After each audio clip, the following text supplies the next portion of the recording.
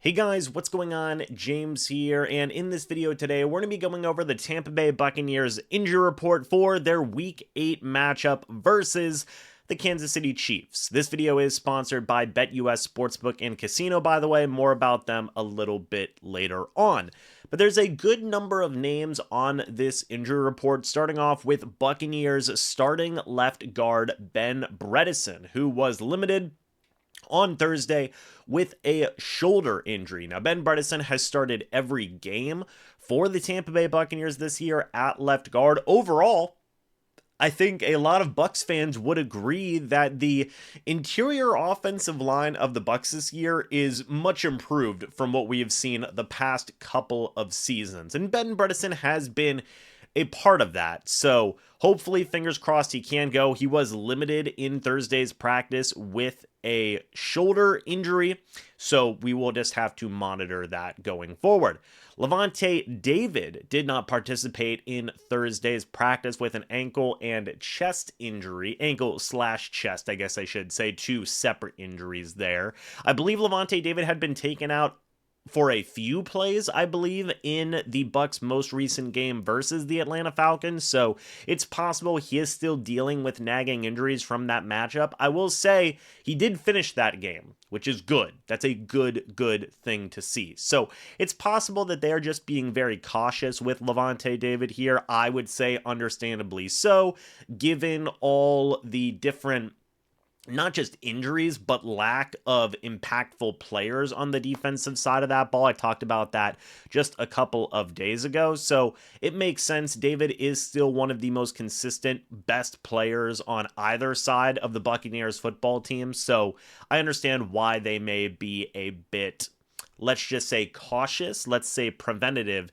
in terms of making sure Levante David is as healthy as he can possibly be going forward into this upcoming game, a very important game against the Chiefs as well. But for folks, before we go ahead and continue, I do want to say that this video is again sponsored by our friends over at BetUS Sportsbook and Casino.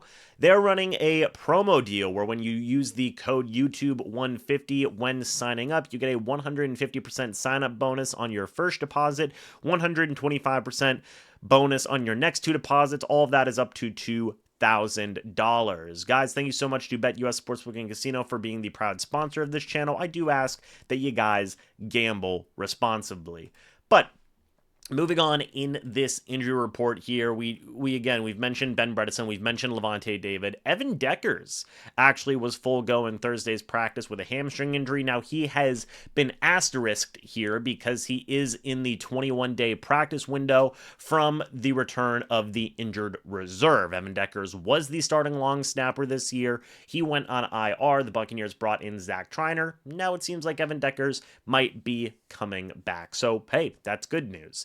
Mike Evans is still not participating due to a hamstring injury. We've talked about this. He is very likely going to be out till at least the Tampa Bay Buccaneers bye week, so we should not be expecting him playing going forward here in the next game or two. Greg Gaines did not participate due to a calf injury. Now, Greg Gaines actually missed last week. And you know what? He's actually been a very solid, very capable backup defensive lineman for the Bucs, in my opinion. I really do believe he would be getting near starting level caliber snaps. That's how good Greg Gaines has been this year, just in terms of being a solid hand in terms of helping in run defense and in all those different types of things. Okay, he has started 3 games this year, playing in 7, and he does only have 6 tackles. He does have 2 quarterback hits. He does have 1 tackle for loss. He honestly, besides Will Golston, is the top backup defensive lineman that the Bucs have right now. So hopefully he can come back and be a bit healthier soon. Will Golston, the other top backup defensive lineman for the Bucs, was limited with a knee injury. I've talked about this before. Will Golston has been on the injury report so much this year, and he's actually started 3 games, played in 8, because remember, there was that stretch at the beginning of the season where Kalijah Cansey wasn't playing, Logan Hall wasn't playing, so like Greg Gaines and Will Golston actually got a decent bit of playing time, so to speak, in the early portion of the season. Will Golston has a sack. He has 7 combined tackles, 1 tackle for loss, 2 quarterback hits. he's been getting after it a little bit. He's been getting after it a little bit, even at the age of 33. So he's a good backup. He's a good veteran, and hopefully he can continue to get healthier going forward. Bucky Irving did not participate in Thursday's practice due to a toe injury. Now, this is the same toe injury that he had last week. He ended up playing in last week's game and still continued to play well. Bucky Irving actually leads the Tampa Bay Buccaneers in rushing yards and in rushing attempts so far this year. He has 76 total attempts, 395 yards, 3 rushing touchdowns. That all leads the team right now. He has 21 first downs rushing. That is also leading the team. Bucky Irving, in my opinion, has been far and away the best pure runner the Buccaneers have. In terms of receiving, Rachaad White still has him beat. Rachaad White has 28 catches for 236 yards. Bucky Irving has 20 catches for 164 yards. So it is pretty close. It is pretty close. But Rachaad White has been more of the receiving threat, whereas Bucky Irving has been more of the rushing threat so far this year. But I believe Bucky Irving will be okay. He will be good to go in this upcoming matchup if it is the same toe injury that had bothered him last week, and he played through that. Sterling Shepard was not participating in Thursday's practice due to a hamstring injury. The Bucs are so hampered at wide receiver, man. It's absolutely incredible. Sterling Shepard actually right now has 17 targets this year, which is just 5 less than Jalen McMillan. That's kind of crazy to think about. 6 more than Trey Palmer, by the way.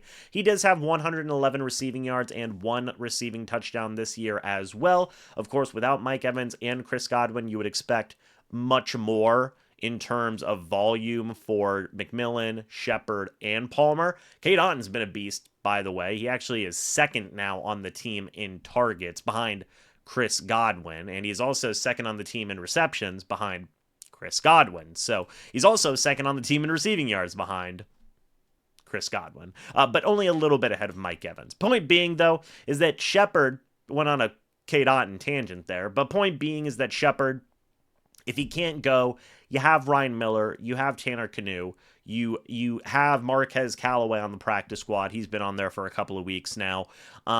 Those would be guys who would look to get more playing time in the absence of Sterling Shepard. Finally, Tyke Smith is still in the concussion protocol. He was limited in Thursday's practice.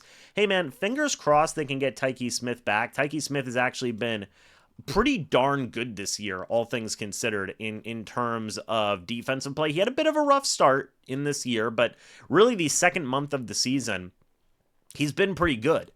He's allowing a 67.6 completion percentage when targeted. He is allowing a passer rating of 103.4, but that is still better than Tyreek Thunderburk, Antoine Winfield Jr., Jordan Whitehead, and KJ Britt. So, honestly, Tyke Smith is having a pretty solid rookie season. Happy to see that, and hopefully the young rookie can get out there and continue to be a bolster to this secondary that's had a lot of injuries and also just not a lot of good play. But, folks, that is it for this injury report. Again, thank you so much to BetUS Sportsbook and Casino for being a proud sponsor of this channel. What do you guys think about this injury report? Let me know your thoughts and opinions. I would love to hear more about it down in the comments section below.